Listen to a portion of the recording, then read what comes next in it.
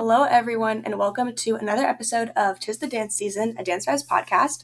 And today we are here with Lula Callaway. And Lula, can you tell us a little bit more about your background, especially in ballroom? Yeah, of course. So I started out pretty much how most of us dancers start out, right? My parents put me into a ballet tap combo class when I was about 3 years old. And I did that for a few years. But when I was about 7, and I vividly remember this, that on a Monday night, and this is when Dancing with the Stars, they danced on Monday and did results on Tuesday, that we were watching as a family, and I said, that's what I want to do. And my parents kind of laughed, and they were like, what 7-year-old wants to do ballroom dancing? So they made a deal with me because I was starting at a brand new school for the 3rd grade. And they said, if you get good grades for the whole year, we'll put you in ballroom because it was expensive. And basically at the end of the year, I came in with all my grades and everything and put it on the table and said, now can I do ballroom at 8 years old? And that's how it started. Wow, that's awesome. Yeah, I feel like most dancers, at least they start out that way, like either their parents are like super like supportive of them doing dance or they're like super like not supportive and then they'll still like find a way to do it anyway. So yeah. Yes, we all get put into the same combo class. It's like either ballet or tap or ballet and jazz. But after that, I would say my parents, they really jumped on board and were so supportive. Without them, I couldn't have done any of this. Yeah, that's awesome. And so what moment like throughout your dance journey really made you realize that dance like could be a career and not just a hobby? It sounds a little ridiculous, but I think from day one when I was sitting watching Dancing with the Stars and I said, that's what I want to do, that was it. That was the end of it. I put my mind to it and I said, that's what I'm going to do. Yeah, that's amazing. And also, especially for a ballroom, like it is a very technical style, dancing with a heel and just like having a partner too. So what were like the hardest skills or concepts for you to learn early on, and how did you like eventually like understand and get through that like learning hurdle? Yeah, the heels was a whole obstacle. But, I was very fortunate to have the most amazing team of teachers and coaches who really helped me stay on top of everything and held me very accountable. And that's what made it great. For me, it's what made it so special. And for many people, the people in the ballroom industry are so amazing. But back to your question, if I had to pick one thing, it would probably be definitely understanding my role in the partnership, that it's not just two people dancing together at the same time, but it's two people together who are dancing, and you each have to be accountable for your independent roles that you have to share together. Yeah, that's awesome. And was there ever a time where like you almost quit or you just felt very like discouraged? And if so, how did you like get through that? Because I think that there are a lot of dancers, like regardless of style, who do feel like a same sense of almost just like discouragement or like feeling like a really hard day. So how did you like get through those kinds of days? Yeah, that's a really deep one.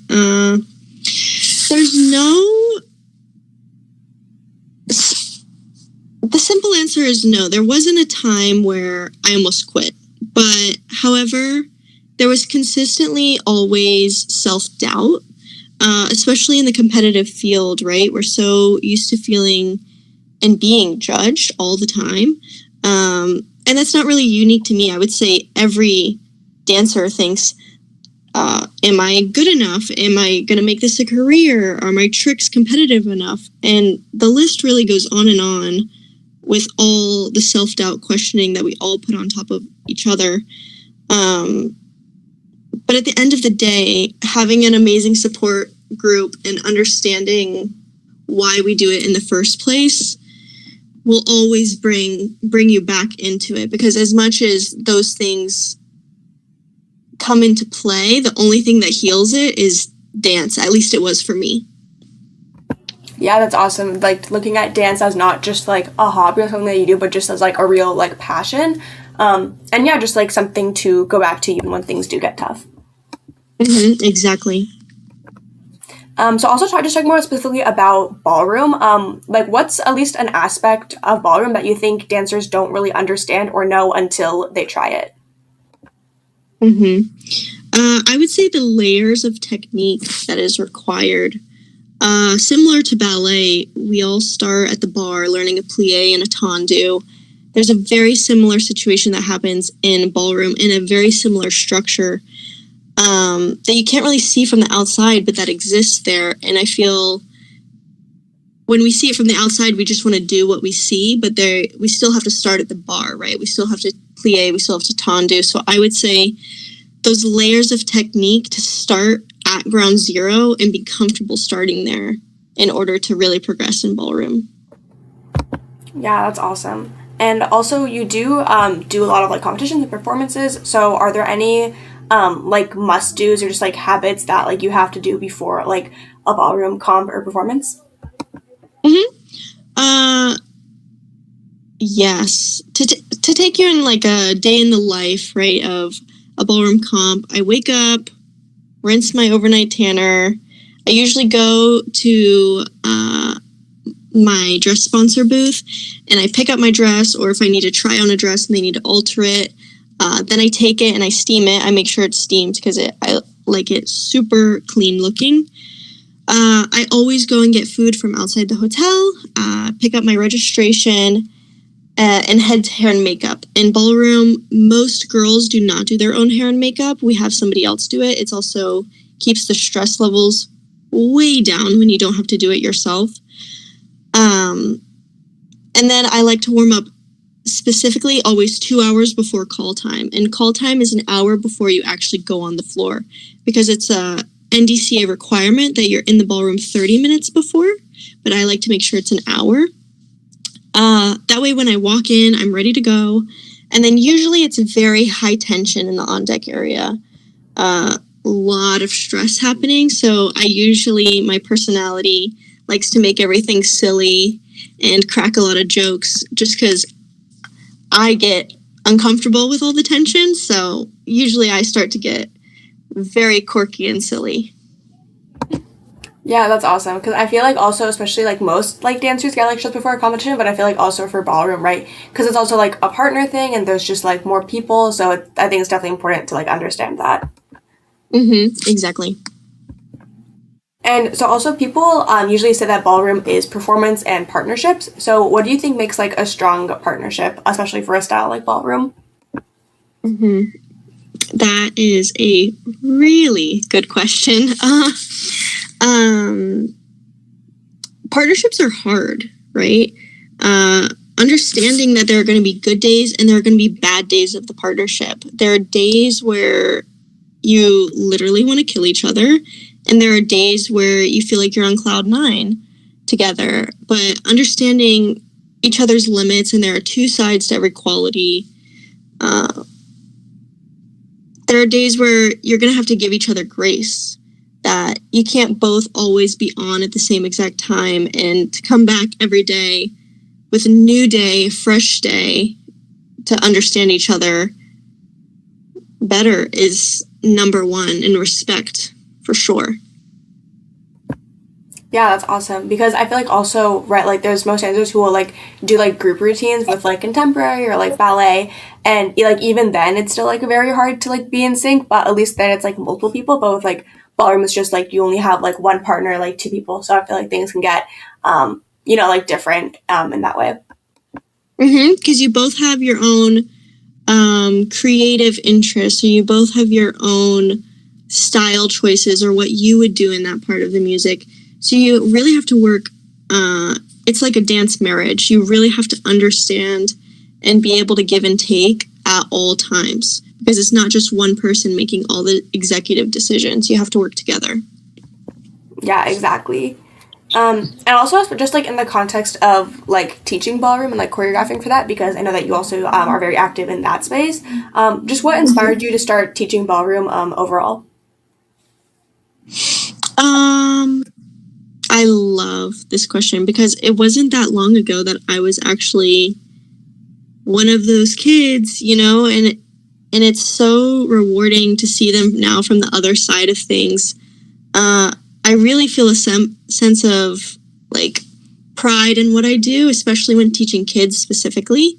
They feel such a sense of accomplishment when they get a new step right, and they want to show off to their parents. And every day, honestly, feels like a reward working when you're teaching adults even as well. They are so surprised and shocked that they get a new step right, or they start off the day like, I can't do that, and they absolutely can. So I would say it didn't take a lot to inspire me, but I would say to anybody ever questioning it, like 100% do it. It's one of the most rewarding things to witness every single day. Yeah, that's awesome. And also, since you do teach like different like ages of people, how do you like approach that? Because I know that like for like younger kids, like ballroom is harder to grasp. Same thing for like older dancers. So how do you just like approach teaching ballroom to people of like different ages? So the younger kids, I try and keep it all very technical, and I sprinkle in a little bit of attitude moments. The younger kids tend to specifically like to show off their attitude, but at the same time, I have to make sure that they're learning the technique first. If I give them just something showy, it's at the end of the day, I'm doing a disservice to them. So I always cut them straight to technique, and I leave their classes, even though relatively speaking, they might be a little bit more boring. I know that I'm setting them up for success in the ballroom industry of things. For teens, teens are interesting because they're at such a formative time in their life when they're learning who they want to be, and they have a lot of opinions, and they're maybe not so sure of themselves or very comfortable. Everything's embarrassing. So for them, I try and drag out their confidence as much as possible. So I do traditional ballroom, but I make sure that they have enough time to make their own decisions, right? Like I play music that they want to dance to, they feel cool to. So they can reach out of their emotions because they're so heightened, and they can show me what they want to show me. And I just give them the freedom to do that within a structured combination, for example. For adults, usually I'm always doing very traditional ballroom, right? They most of the time always want to do partnering. No adult does conventional style ballroom, at least that I've seen so far. So with them, I'm always dancing, usually one-on-one, or helping them like a couple dance together. And that's always just very structured, traditional ballroom. Yeah, that's great. Because obviously, yeah, like for like different ages, you wouldn't like approach teaching like a technical style like ballroom in the same way. So I think that's very important. Yes, it's so different. And, even if you take 5 different 12-year-olds, they're all going to have such different goals and such different ways of movement, that they all need a little bit structured a different way, because we all come from a different studio. We all come from a different town, a different body proportions, even that our bodies move differently. So we have to work with what we got to create the best of what we can create. Yeah, that's great. And so something that a lot of like dancers, especially teen dancers here, is like dance isn't a real career. So just given everything that you've like done and experienced like in the ballroom space, what's your response to that? Well, I would ask the idea of what a career is to them, right? Some people preface a career by how much money you make, or something usually it's in relation to money. But especially when you're dealing in the performing arts, money is a necessity for life, right? But it's also what can you give back in creating a vibrant world? Like, you can live in a new city when you're a performer, which you probably couldn't live in any other way because there's a hub for dancers there, or it's a way to give back to the community itself of dancers and a creative outlet for the world, giving a lot more than you're taking, right? I understand that obviously we need finances to live, but there are so many avenues in dance to do that. Choreographers, you can be a performer yourself, you can be a teacher. There's so many different avenues to that. So the real question is, what is the idea of a career to them? And there are so many ways you can make money in dance. It's actually unbelievable that I think if you really want it, you can do it. Yeah, I think that's a great advice, especially for a lot of dancers and also like dance parents. Mm-hmm. Exactly.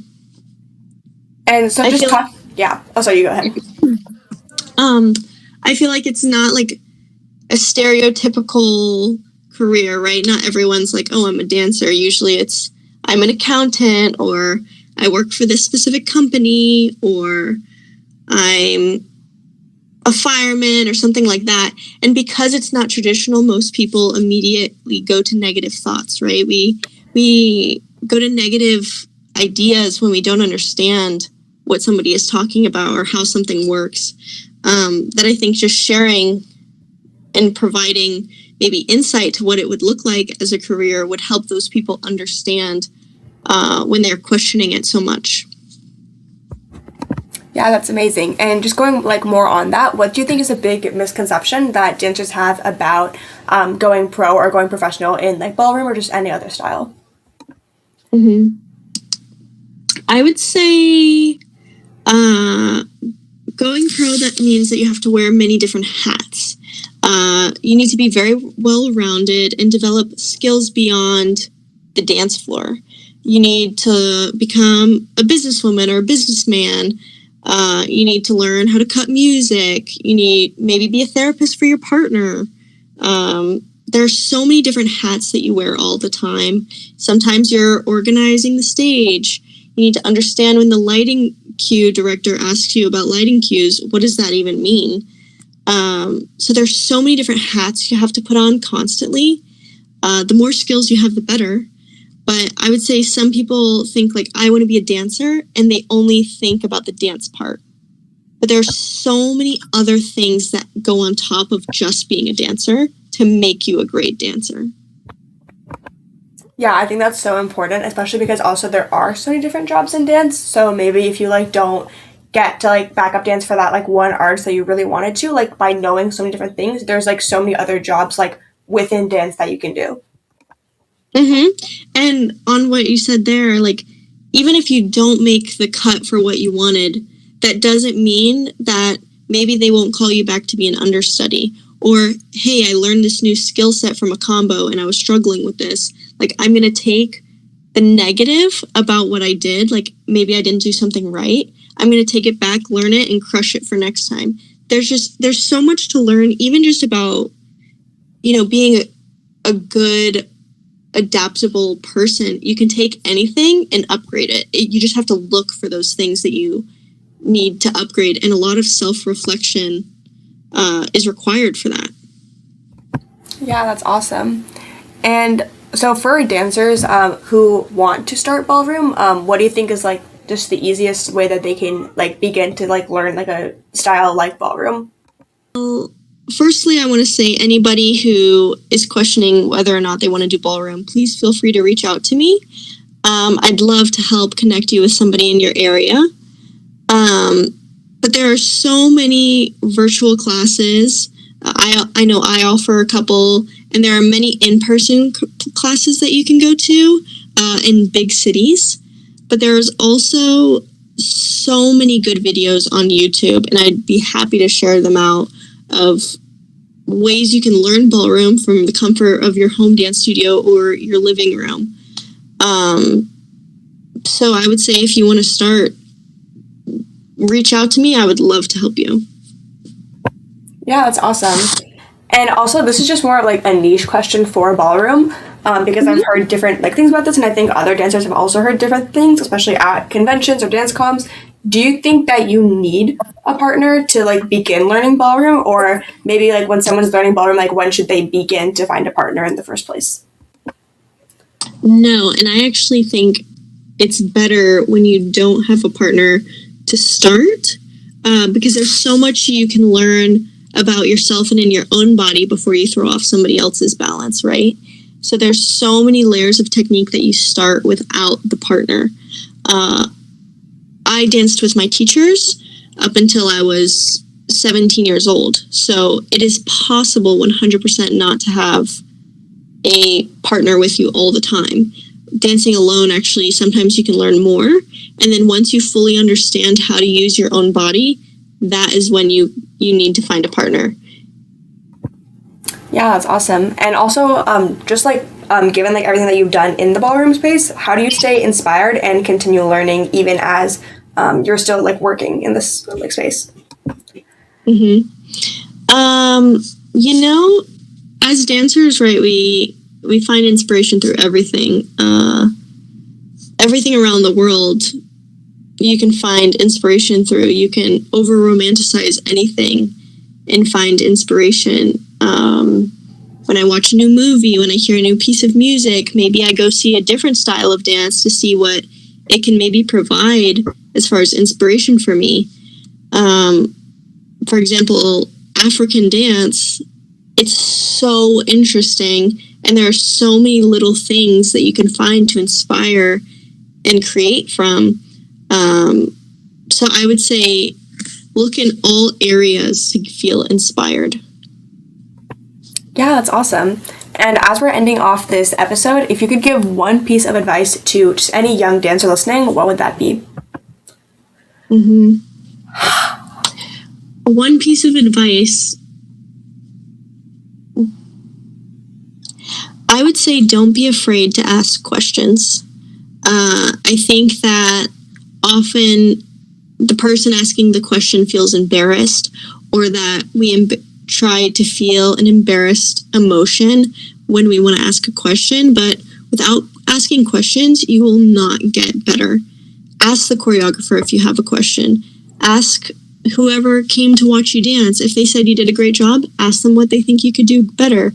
And don't ask just a dancer. Ask somebody how something made them feel, because maybe how they feel wasn't how you were trying to portray it, but it can give you a whole other insight to what you're providing to the audience, right? Because you need to enjoy it, but they need to enjoy it too. You work in unison together. So asking those questions and being really open to feedback, that's another thing. Being open to feedback, because so many people are so closed off to feedback, but we're dancers, we're performers. There's nothing wrong with feedback, and there's no embarrassment behind it. We need to be able to learn from each other. Yeah, that's amazing. Especially because like I agree that like a lot of dancers are afraid to like ask questions, but like really it's honestly just not that deep. Like if you're confused on something or you want to learn more, like all you have to do is just ask. Mm-hmm. It's really not that deep, and nobody cares. Nobody cares that you took 30 seconds to ask an extra question.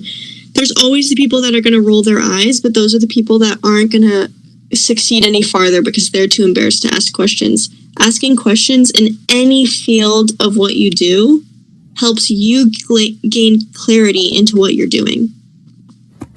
Yeah, exactly. And so now that we're ending off this episode, where can listeners find you, follow your work, or take a class, or ask you just any questions in general about ballroom? Yeah, so I have a website. It's I Teach Ballroom. Anybody can reach out to me through there.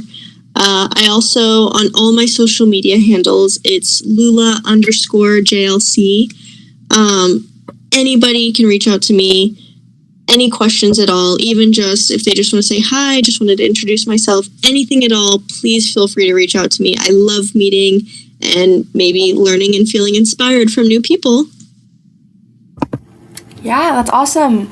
And yeah, Lula, thank you again so much for taking time out of your day to share more about just ballroom and dance in general.